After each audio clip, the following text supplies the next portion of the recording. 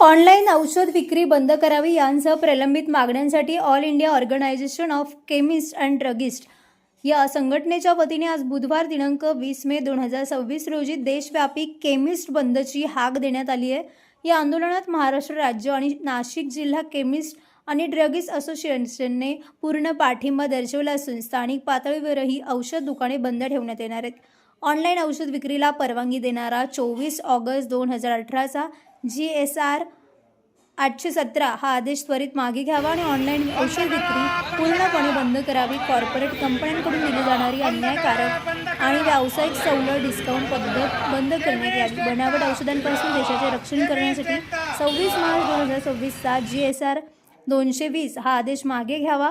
या आंदोलनाचे नेतृत्व ऑल इंडियाचे अध्यक्ष जगन्नाथ शिंदे, सचिव राजीव सिंगल, राज्य सचिव अनिल नावंदर, तसेच नाशिक जिल्हा अध्यक्ष नितीन देवरगावकर आणि सचिव गणेश निकम करत आहेत। रुग्णांना होणाऱ्या गैरसोयींबद्दल आम्ही दिलगीर आहोत, परंतु न्याय हक्कांसाठी हा लढा आवश्यक आहे, असे आवाहन केमिस्ट असोसिएशनने केले आहे।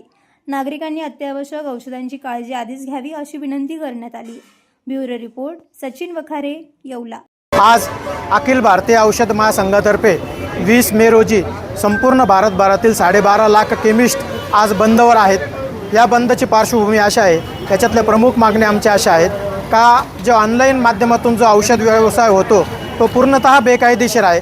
हा बेकायदेशीर औषध व्यवसाय हा दिल्ली हायकोर्टानेच ठरवलेला आहे व सरकारला सुद्धा निर्देश दिलेले आहे।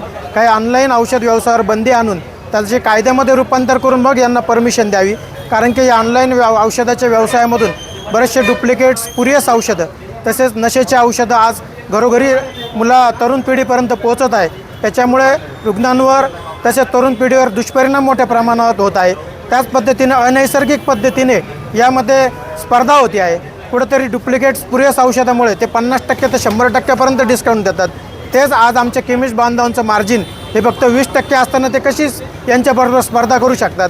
त्यामुळे कुठेतरी आज आमच्या केमिस्ट बांधवांवर सुद्धा बेरोजगारीची मोठी कुऱ्हाड या माध्यमातून उभी राहिलेली आहे। त्यामुळे रुग्ण हितासाठी व समाज हितासाठी व केमिस्ट हितासाठी आजचा बंद आम्ही पुकारलेला आहे।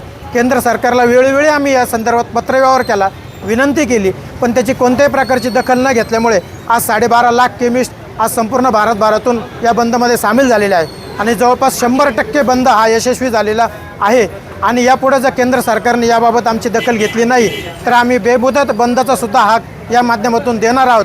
पण हे करत असताना सुद्धा अत्यावश्यक जे रुग्ण आहे, जे ICUमध्ये जे रुग्ण आहेत त्यांनासुद्धा औषध पुरवठा आम्ही सुरळीत करणार आहोत। यासाठी आम्ही हेल्पलाईन जारी केलेली आहे, नंबर दिलेले आहे। या माध्यमातून अत्यंत गरजू रुग्णांना आम्ही औषध पुरवठा सुरळीत ठेवणार आहोत। तरी केंद्र सरकारने याची दखल घ्यावी, आमच्या न्याय मागण्या मान्य कराव्या अशी आम्ही विनंती करतो। धन्यवाद।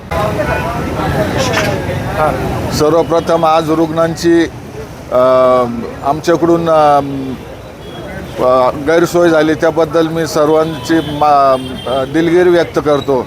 आणि हायकोर्टाने, सुप्रीम कोर्टाने ऑनलाईनच्या विरोधात निकाल देऊनही सरकार आज त्याच्यावर अंमलबजावणी करत नाही। त्याच्या विरोधात आम्ही आज बंद पुकारला आहे। आज या ऑनलाईनमुळं ग्राहकांना फसवलं जात आहे।